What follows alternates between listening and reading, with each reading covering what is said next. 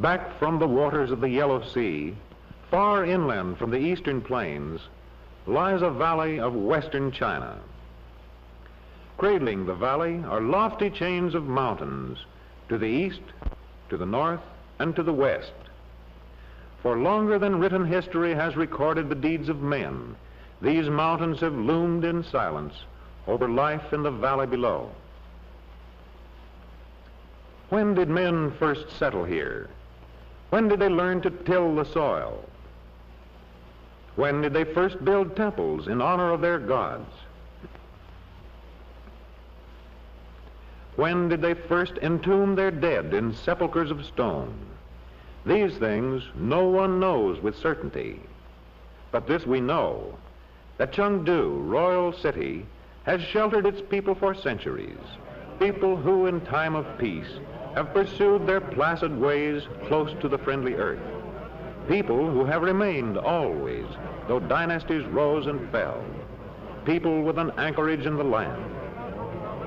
For centuries, the flow of seasons and the tides of growth have lent a mellowed rhythm to their days.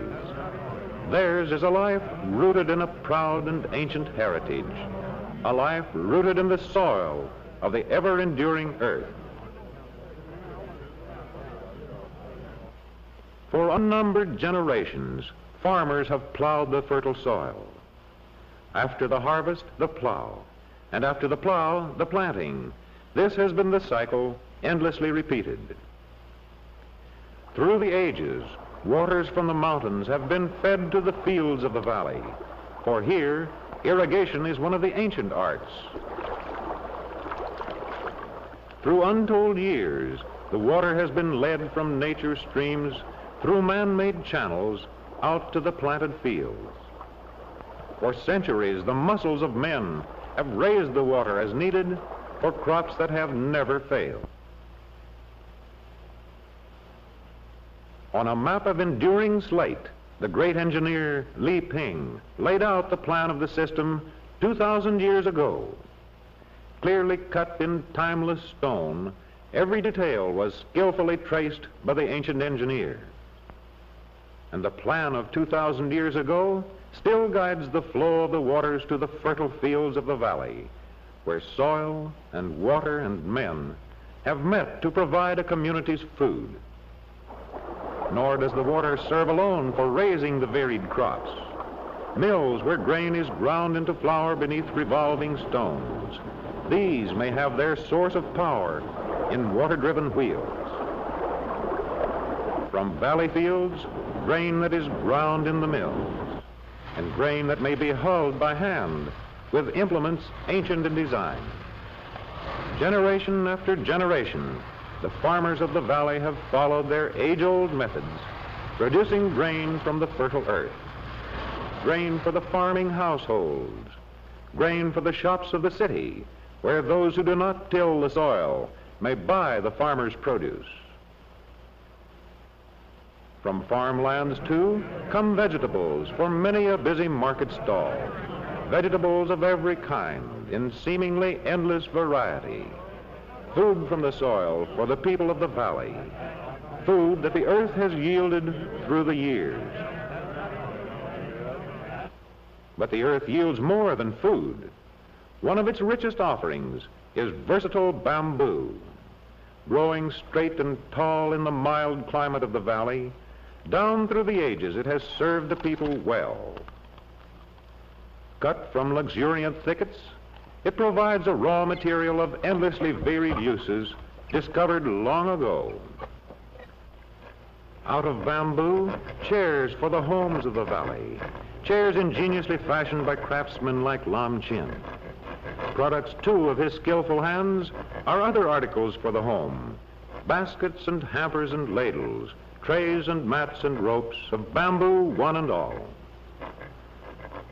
Out of bamboo, the chopsticks which every home must have. Thousands of pairs are shaped by hand by artisans like Ma Hyong.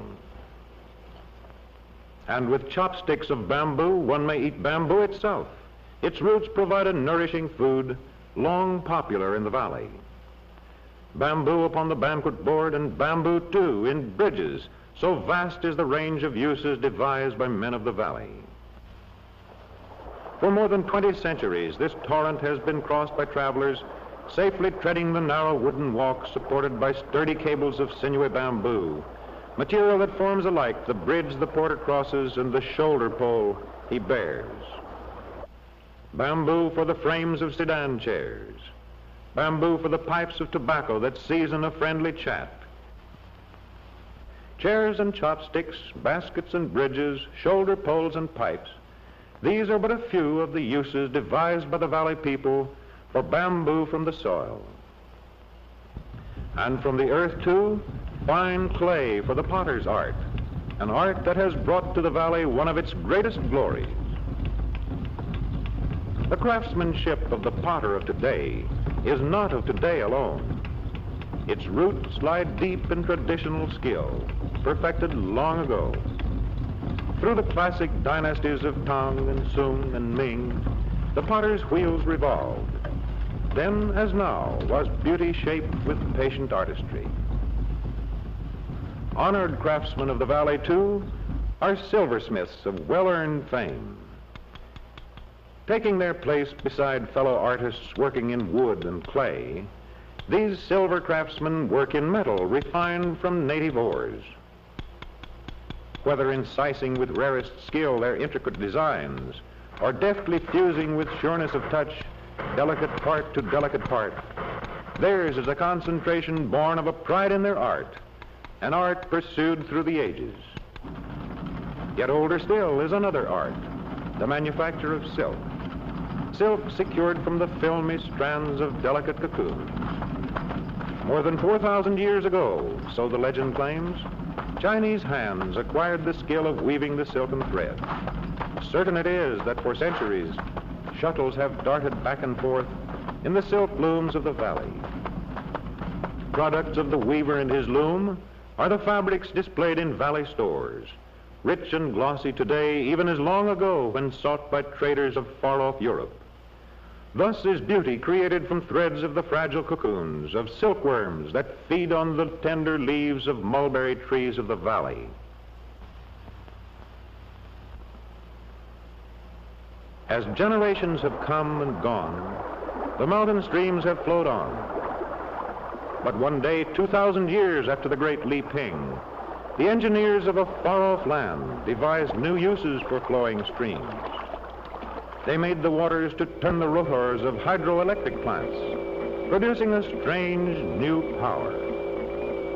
To the valley came electricity, and there were men of the valley who mastered the skill required to handle this strange new force.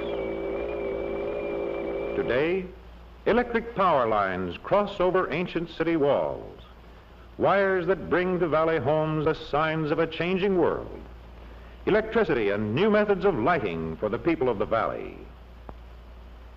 Electricity and methods of communication for people of the valley. Electricity and new methods of education for the classrooms of the valley. Use of the fruits of science for instruction in science itself. Yes, changes have come to the valley. One day, the farmer looked up from his work in age-old fields and saw a strange new carriage, a vehicle that could carry many people far and fast. Down through the ages, the doctors of the valley have followed their ancient methods of diagnosing disease. The actual causes of illness they have not often known. Yet, guided by knowledge gradually gained through the years, they have arrived at much of value in the treatment of the sick. Why a certain prescription might offer the patient relief, or just in what specific way the medicines called for acted, may have been unknown to the doctors of the valley. But the various mixtures of valley herbs have been of help for ages, though for reasons often obscure in medicine based on lore. But one day there came to the valley new methods of diagnosis, new practices for cure. Yes, there have been vast changes, including machines that fly. Changes have come and continue to come, and who shall say whither they lead? Much has changed in the valley, and much remains the same. The farmer tills his fields today as his ancestors did in ages past. The people of the valley come and go. Life in village and city goes on. A heritage endures. Walls that have stood through centuries remain. The friendly earth still yields its produce, and cradling the valley now as always, silent, lofty mountains keep their eternal vigil.